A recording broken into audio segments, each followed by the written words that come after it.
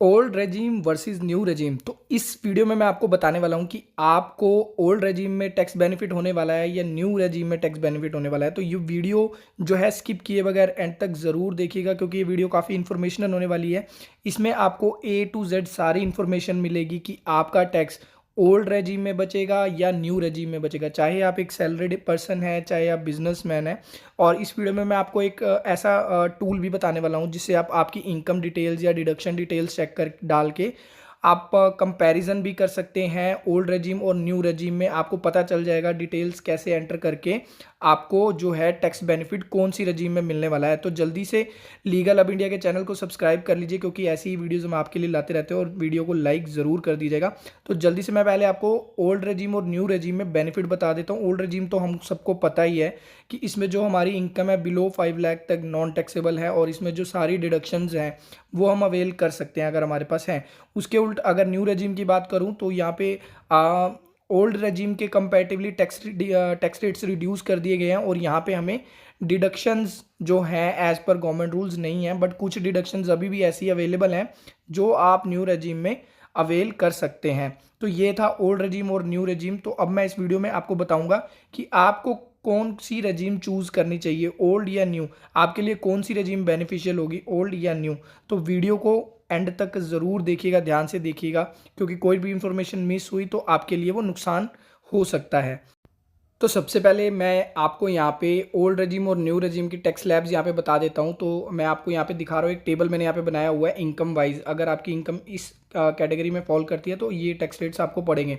तो सबसे पहले मैं बात करता हूँ अप टू 3 लैक्स। अगर आपकी इनकम 3 लाख है उससे कम है तो ना आपको न्यू रेजीम में टैक्स पड़ेगा ना ओल्ड रेजीम में टैक्स पड़ेगा। उसके बाद मैं टैक्स स्लैब की जैसे बात कर रहा हूँ तो 3 से 6 लाख में यहाँ पे 5% है न्यू रेजीम में, और 5% भी रिबेट है, इस पे रिबेट मिल जाती है, रिबेटेबल है अंडर सेक्शन 87A। उसकी कंडीशन ये है कि आपकी जो इनकम है वो 7 लाख से कम होनी चाहिए। वहीं पे ओल्ड रेजिम में आपकी जो इनकम है 5 लाख से कम होगी तभी 87A की रिबेट मिलेगी, अदरवाइज आपको 5% का टैक्स पड़ेगा जो भी यहाँ पे इनकम स्लैब है वहाँ तक। 6 लाख से 9 लाख के बीच में आपको न्यू रेजिम में 10% का टैक्स पड़ेगा, और ओल्ड रेजिम की बात करूँ तो यहाँ पे 5 लाख से 10 लाख तक एक ही स्लैब है जो है 20% की। उसके बाद 9 लाख से 12 लाख में यहाँ पे 15% न्यू रेजिम में टैक्स है, और 10 लाख से ऊपर अगर मैं ओल्ड रेजिम की बात करूँ तो वहाँ पे सीधा सीधा 30% शुरू हो जाता है। तो न्यू रेजिम में यहाँ पे 9 से 12 लाख में 15% टैक्स है। उसके बाद 12 लाख से 15 लाख की, अगर आपकी इनकम 12 लाख से 15 लाख है तो उसमें आपको 20% का टैक्स है। जबकि ओल्ड रेजिम में जैसे कि मैंने बताया 10 लाख से ऊपर आपकी स्लैब 30% के अंडर आ जाती है। जितना भी आपकी इनकम होगी 30% उसमें से आपको इनकम टैक्स देना ही पड़ेगा। और अगर मैं बात करूं अबव 15 लाख तो यहाँ पे न्यू रेजिम में भी 30% है अगर आपकी इनकम 15 लाख से ज़्यादा है। जैसे कि ओल्ड रेजिम और न्यू रेजिम में यहाँ पे 15 लाख से ऊपर सेम टैक्स स्लैब हो जाती है। तो 15 लाख से ऊपर दोनों में 30-30% का यहाँ पे टैक्स पड़ेगा। तो उम्मीद है इस सेक्शन में आपको कोई डाउट नहीं होगा। तो सबसे पहले अगर इस सेक्शन में अगर कोई डाउट है तो आप कमेंट करके पूछ लीजिएगा। तो अब मैं बात करता हूँ डिडक्शंस, कौन कौन सी डिडक्शंस हमें ओल्ड रेजीम में अवेलेबल हैं और न्यू रेजीम में अवेलेबल नहीं है। तो सबसे पहले अगर मैं सैलरीड पर्सन की बात करूँ तो सबसे पहली डिडक्शन आती है स्टैंडर्ड डिडक्शन। तो बढ़िया बात यह है कि ये जो डिडक्शन है ओल्ड रेजीम में भी अवेलेबल है और न्यू रेजीम में भी अवेलेबल है। उसके बाद एटीसी जो सबसे मेन डिडक्शन है, जो ऑलमोस्ट हर पर्सन के पास कुछ ना कुछ होती है, 1.5 लाख तक की इसमें डिडक्शन अलाउड होती है, वो ओल्ड में है न्यू में अवेलेबल नहीं है। 80D मेडिकल डिडक्शन वो ओल्ड में अवेलेबल है न्यू में नहीं है। उसके बाद 80E interest on higher education loan वो ओल्ड में अवेलेबल है न्यू में अवेलेबल नहीं है। इसी तरह 80E जो interest on loan taken on residential property old में अवेलेबल है न्यू में अवेलेबल नहीं है। उसके बाद 80CCD2 जो कि एक NPS डिडक्शन होती है सैलरीड पर्सन को यहाँ पे मिलती है, तो वो ओल्ड में अवेलेबल है, और न्यू में वो पार्शली अवेलेबल है ओनली एम्प्लॉयर्स कॉन्ट्रीब्यूशन। ठीक है। और लास्ट में यहाँ पे बात करूंगा section 24 interest on home loan जो कि 2 लाख तक डिडक्टेबल है। तो ओल्ड रेजीम में ये अवेलेबल है, बट न्यू रेजीम में भी इसमें भी कंडीशन है, अवेलेबल है इन केस अगर जो आपकी वो प्रॉपर्टी है वो सेल्फ ऑक्यूपाइड है, सॉरी लेट आउट है, सेल्फ ऑक्यूपाइड के केस में वो अवेलेबल नहीं है। और अब मैं यहाँ पे मेन आपको जो सारी डिडक्शंस हैं न्यू रेजिम में मिलने वाली है उसके बारे में आपको ओवरव्यू दे देता हूँ। सबसे पहली स्टैंडर्ड डिडक्शन, दूसरी है फैमिली पेंशन। फैमिली पेंशन यहाँ पे 1/3 ऑफ द पेंशन है, और 15,000 विच एवर इज लोअर, तो दोनों में से जो भी कम होगा उसकी आपको डिडक्शन न्यू रेजिम में मिल जाएगी। उसके बाद जैसे मैंने पहले डिस्कस किया था NPS deduction of employers contribution 80CCD2, तो ये डिडक्शन भी यहाँ पे न्यू रेजिम में अवेलेबल रहेगी 14% of the basic salary plus DA. ठीक है। और डेली अलाउंस रिसीव्ड यहाँ पे एग्जाम्प्ट है प्रिक्वेस्टीज फॉर ऑफिशियल पर्पस। और अगर आप गिफ्ट लेते हैं आपके ब्लड रिलेशन में मदर से, फादर से, सिस्टर से, तो 50,000 रुपये तक उसकी भी आपको न्यू रेजिम में रिबेट मिल जाती है। और होम लोन का जैसे मैंने पहले आपसे डिस्कस कर दिया है, सेक्शन 24B के अंडर आपको मिल जाता है अगर आपकी प्रॉपर्टी लेट आउट है, सेल्फ ऑक्यूपाइड पे नहीं मिलेगा। दोबारा रिपीट कर रहा हूँ। और एग्जाम्पशन और वॉलंटरी रिटायरमेंट 10(10)(c), ग्रेचुटी 10(10) और leave encashment under section 10AA, तो ये सारी डिडक्शंस हैं जो न्यू रेजिम में आप अभी भी अवेल कर सकते हैं। अब आइए मैं अब आपको सबसे मेन पार्ट बताता हूँ कि अगर आपकी इनकम फॉर एग्जांपल 15 लाख है और आपके पास कोई भी डिडक्शन नहीं है तो आपको कौन सी रेजिम में जाने में बेनिफिट होगा। तो यहाँ पे टैक्स स्लैब के हिसाब से मैंने यहाँ पे टैक्स का जो रेट है वो कैलकुलेट किया हुआ है कि कितनी अमाउंट पे आपको यहाँ पे कितना टैक्स पड़ेगा, कितनी इनकम पे कितना टैक्स पड़ेगा, दोनों ओल्ड और न्यू के हिसाब से मैंने इसको बना के रखा है। तो सबसे पहले अगर मैं 2.5 लाख की बात करूँ, अगर आपकी इनकम 2.5 लाख से कम है तो ओल्ड रेजिम में आपको कोई टैक्स नहीं पड़ेगा। और जैसे कि मैं पहले ही बता रहा हूँ कि ये 15 लाख इनकम है तो इसमें सेक्शन 87A की रिबेट तो मिलेगी ही नहीं। तो जो भी इनकम 2.5 से ऊपर है या 3 से ऊपर है उस पर टैक्स पड़ेगा। तो न्यू रेजिम में 3 लाख से नीचे है तो कोई टैक्स नहीं है। उसके बाद अब मैं बात करूंगा 2.5 लाख से 5 लाख। तो अगर आपकी ओल्ड रेजीम है तो उसमें 5% के हिसाब से 12,500 का टैक्स बनता है। और न्यू रेजीम में 3 लाख से 6 लाख पे 5% के हिसाब से 15,000 का टैक्स बनता है। वैसे ही 5 लाख से 10 लाख में ओल्ड रेजीम में आपको 20% सीधा सीधा देना पड़ेगा। तो 5 लाख से 10 लाख में 5 लाख की इनकम होती है, उस पर 20% आपका हो गया 1 लाख। और यहाँ पे न्यू रेजीम में 6 लाख से 9 लाख पे 10% स्लैब के हिसाब से 30,000 टैक्स बनता है आपके 3 लाख की इनकम पे।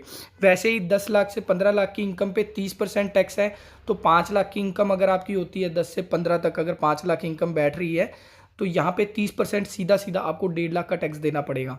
ठीक है। वहीं पे यहाँ पे स्लैब जो न्यू रेजिम में है थोड़ी सी एक्स्ट्रा है, 9 लाख से 12 लाख पे 15% आपको देना पड़ेगा, जो कि 3 लाख का 15% 45,000 हो गया। और 12 लाख से 15 लाख पे 20% के हिसाब से 60,000 रुपये का टैक्स हो गया।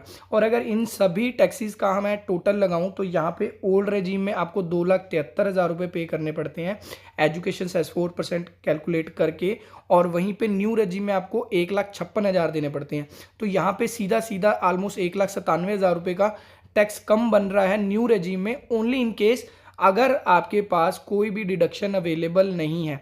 तो ये सबसे इंपॉर्टेंट पार्ट है। अगर आप बिजनेस पर्सन है या सैलरीड एम्प्लॉयड है और आपके पास कोई डिडक्शन नहीं है तो आपकी इनकम अगर 15 लाख है या उससे ज़्यादा है तो आपको न्यू टैक्स रेजिमा चूज़ करना चाहिए income as compare to old tax regime, क्योंकि ओल्ड टैक्स रेजिम में आपको टैक्स रेट्स ज़्यादा देने पड़ रहे हैं क्योंकि आपके पास कोई डिडक्शन नहीं है।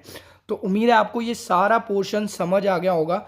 अगर इसमें भी आपका कोई डाउट है तो आप कमेंट के ज़रिए वो आपका डाउट भी क्लियर कर सकते हैं, मैं उसका रिप्लाई आपको कमेंट में ही दे दूंगा, या आप हमें डिस्क्रिप्शन में दिए गए नंबर पे भी कॉल करके आपकी क्वेरीज पूछ सकते हैं। अब आगे मैं आपको बात करूंगा कि अगर आपके पास डिडक्शंस हैं तो आपको कौन सी रेजीम चूज़ करनी चाहिए। तो यहाँ पे अब मैंने ओल्ड और न्यू सेम डिडक्शन के हिसाब से बनाया है कि कहाँ पे कौन सी डिडक्शन अवेलेबल है। और अब आपके पास अगर ये सारी डिडक्शंस हैं तो आपको क्या बेनिफिट होगा ओल्ड में या न्यू में। तो पॉसिबल है आपके पास ये सारी डिडक्शंस नहीं होंगी तो बेटर है कि आप उसको आपकी इनकम को कैलकुलेट करके ही ओल्ड या न्यू रेजिम चूज़ करें। तो वो मैं आपको आगे बताऊंगा कि आपने आपकी इनकम कैसे कैलकुलेट करनी है और कैसे कंपेयर करना है कि आपको ओल्ड चूज़ करना है या न्यू चूज़ करना है। तो सबसे पहले मैं यहाँ पे आपको डिडक्शंस बता देता हूँ कि जैसे कि अगर आप सैलरीड है तो 50,000 की आप स्टैंडर्ड डिडक्शन ले सकते हैं। मैक्सिमम एटीसी में आप 1.5 लाख की डिडक्शन ले सकते हैं। एटीसी में आपका LIC आ जाता है, बच्चों की हेल्थ इंश्योरेंस, PF, ये सारी चीज़ें आ जाती हैं। ATD में मेडिकल में आप 80,000 की छूट ले सकते हैं। Self and parental medical and preventive checkup मिला के 80,000 रुपये। उसके बाद सेक्शन 24B में 2 लाख।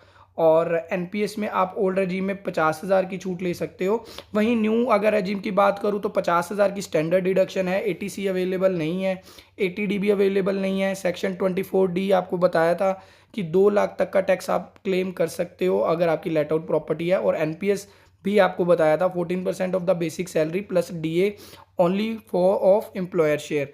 और टोटल डिडक्शन अब मैं आपको बता देता हूँ कि ओल्ड रेजीम में आपकी ये टोटल डिडक्शन हो गई 5,30,000 रुपये की, और इस पे आपका टैक्स पड़ेगा 1,06,500। और यहाँ पे अगर मैं बात करूँ विदाउट 24 सेक्शन, जो कि होम लोन इंटरेस्ट की है 2 लाख की, अगर वो नहीं है आपके पास तो 1,45,600 अगर वो आपके पास है तो आप उसको न्यू रेजीम में क्लेम करके सेक्शन 24B के अंडर उसकी रिबेट ले सकते हैं और आपका टैक्स पड़ेगा 1,05,600। तो यहाँ पे भी आपको न्यू रेजीम में बेनिफिट हो रहा है अगर ये डिडक्शंस आपके पास हैं। अब जो मेन मैं आपको बताने वाला हूँ कि आप कैसे चेक करोगे कि आपकी इनकम किस हिसाब से है, कैसे आपको टैक्स रिजीम चूज़ करनी है, न्यू चूज़ करनी है, ओल्ड चूज़ करनी है। तो सबसे पहले आपको incometax.gov.in में जाना है। यहाँ पे नीचे आपको इनकम टैक्स कैलकुलेटर दिखेगा, इस पे आपको क्लिक कर लेना है। जैसे ही आप इस पे क्लिक करोगे आपके पास ये गवर्नमेंट का एक ऑफिशियल कैलकुलेटर है जो आपके सामने आ जाएगा। यहाँ पे आपको आपकी बेसिक डिटेल्स डालनी है और सब कुछ आपके सामने आ जाएगा। मैं आपको बताता हूँ कैसे। सबसे पहले आपने असेसमेंट ईयर चूज़ कर लेना है, 24-25 चल रहा है। Tax payer type individual, residence और बिलो 60 ईयर्स रेगुलर सिटीजन, आपने इसको चूज़ कर लेना है। उसके बाद टोटल इनकम 15 लाख पे जैसे हम डिस्कस कर रहे हैं, तो यहाँ पे आप इसको 15 लाख डालोगे। और टोटल डिडक्शन मैं यहाँ पे एग्जांपल ले रहा हूँ कि अगर आपके पास 5 लाख की डिडक्शन है तो आपको क्या टैक्स बढ़ेगा, और व्यू कंपैरिजन पे क्लिक करना है। यहाँ पे एक छोटी सी मिस्टेक है, मैंने 15 लाख की जगह 1.5 लाख यहाँ पे डाल दिया है, तो एक बार मैं इसको करेक्ट कर लेता हूँ। तो ये मैंने यहाँ पे 15 लाख इनकम डाल ली, 50,000 मेरी डिडक्शन यहाँ पे दोबारा डाल दी है, 5 लाख सॉरी। और उसके बाद व्यू कंपैरिजन पे क्लिक करूँगा तो ये देखो ऊपर आ गया as per old regime, as per new regime. तो यहाँ पे 15 लाख की इनकम है, 5 लाख की डिडक्शन होने के बाद ओल्ड रेजीम में 10 लाख की इनकम बचती है और न्यू रेजीम में 15 लाख की। तो इसके हिसाब से ओल्ड रेजीम में 1,17,000 का टैक्स बनता है और न्यू रेजीम में 1,56,000 रुपये का टैक्स बढ़ता है। तो अगर आपके पास 5 लाख की डिडक्शन है तो आप ओल्ड रेजीम चूज़ कीजिए, वहीं पे आपको टैक्स बेनिफिट मिलेगा। अब यहाँ पे अगर आपके पास डिडक्शन नहीं है, सेम इनकम है as per new regime old regime, कोई डिडक्शन अवेलेबल नहीं है आपके पास, तो वहीं 15 लाख पे आपको यहाँ पे 2,73,000 रुपये का टैक्स ओल्ड रेजीम में बनता है और न्यू रेजीम में बनता है 1,56,000 रुपये का। तो काफ़ी डिफरेंस है। अगर आपके पास डिडक्शन नहीं है तो फिर से मैं कहूँगा कि आप न्यू रेजीम चूज़ कीजिए। उसके बाद आपने प्रॉपर आपकी डिडक्शंस अगर डालनी है, इनकम डालनी है, तो आप एडवांस कैलकुलेटर का यूज़ करके यहाँ पे आपकी सबसे पहले तो सिलेक्ट कर लेना अदर देन अपडेटेड रिटर्न। उसके बाद टैक्स रेजीम में न्यू या ओल्ड कोई भी सिलेक्ट करके आप कैलकुलेट कर सकते हो। फिलहाल मैं न्यू टैक्स रेजीम के हिसाब से कैलकुलेट कर रहा हूँ। तो ये इंडिविजुअल आ गया, सारी detail same as it is रहने देना है, बस आपको यहाँ पे आपकी इनकम डालनी है। जैसे कि अब मैं यहाँ पे सैलरीड के केस में डाल रहा हूँ कि अगर आपकी सैलरी है 15 लाख रुपए, तो ये 15 लाख मैंने यहाँ पे एंटर कर दिया। तो ये देखिए आपको न्यू रेजीम में भी 50,000 की डिडक्शन मिल गई, तो आपकी जो ग्रोस टोटल इनकम है वो होगी 14,50,000 रुपये। तो इसके हिसाब से आपका टैक्स बन रहा है यहाँ पे, ये देखिए मैं आपको बता देता हूँ। यहाँ पे 80CCD2 भी है, अगर आप वो डालना चाहते हैं तो मैं यहाँ पे फॉर एग्जांपल 50,000 अगर डाल देता हूँ तो वो उसकी डिडक्शन भी न्यू रेजीम में उठा लेगा। तो ये देखिए यहाँ पे आपकी अब जो टैक्सेबल इनकम है वो 14 लाख रुपए रह गई है, और जो आपका टैक्स बनता है एजुकेशन सेस लगा के, तो ये 14 लाख की इनकम है, उस पर आपका टैक्स बन रहा है 1,30,000 रुपये, और नीचे सेस 5200 रुपये मिला के आपका टैक्स बनता है 1,35,200 रुपये। 1,35,200 सैलरी के केस में न्यू टैक्स रेजीम में सिर्फ स्टैंडर्ड डिडक्शन और एनपीएस की 50,000 की डिडक्शन लेने के बाद, ठीक है। ये इंटरेस्ट है, अगर आप लेट फाइल करते हैं आपकी रिटर्न तो इंटरेस्ट पड़ेगा, क्योंकि हमें एडवांस टैक्स पहले ही जमा करवाना पड़ता है, तो वो केस है। अब मैं आपको यहाँ पे ओल्ड रेजीम के हिसाब से एक बार बता देता हूँ, अगर ओल्ड रेजीम आप चूज़ करते तो आपको क्या टैक्स पड़ता है यहाँ पे। तो ओल्ड रेजीम पे 14 लाख की इनकम पे आपको पड़ रहा है 2,41,000, सच अ ह्यूज डिफरेंस। तो वही बेसिक बात वहीं पे आ गई कि अगर आपके पास डिडक्शंस नहीं है तो फिर से मैं आपको बता रहा हूँ कि आपको न्यू रेजीम चूज़ करनी है। अगर डिडक्शंस हैं, मैक्सिमम नंबर ऑफ डिडक्शंस हैं, तो वो भी आप यहाँ पे डाल के खुद ही कैलकुलेट कर लेना। जितनी भी आपकी डिडक्शन है तो वो आपको कंपेयर करके यहाँ पे बता देगा कि ओल्ड रेजीम में आपका टैक्स इतना बन रहा है और न्यू रेजीम में टैक्स आपका इतना बन रहा है। उम्मीद है आपको ये सारी इन्फॉर्मेशन समझ आई होगी। तो ये फॉर्म में डिटेल्स आप फिल कर लेना, और अगर आपको कोई हेल्प चाहिए आईटीआर फाइलिंग से रिलेटेड तो आप हमारे एक्सपर्ट हेल्प ले सकते हैं। वो काफ़ी जेन्युइन प्राइस में आईटीआर फाइल आपकी करवा सकते हैं। नीचे नंबर डिस्क्रिप्शन बॉक्स में दिया है, या आप legalhubindia.com पे विजिट करके भी आईटीआर फाइलिंग के लिए अप्लाई कर सकते हैं। तो उम्मीद है ये वीडियो आपको काफ़ी पसंद आई होगी, तो लाइक करना ना भूलें और मिलते हैं नेक्स्ट वीडियो में। तब तक के लिए टेक केयर, बाय बाय और अपना ख्याल रखें।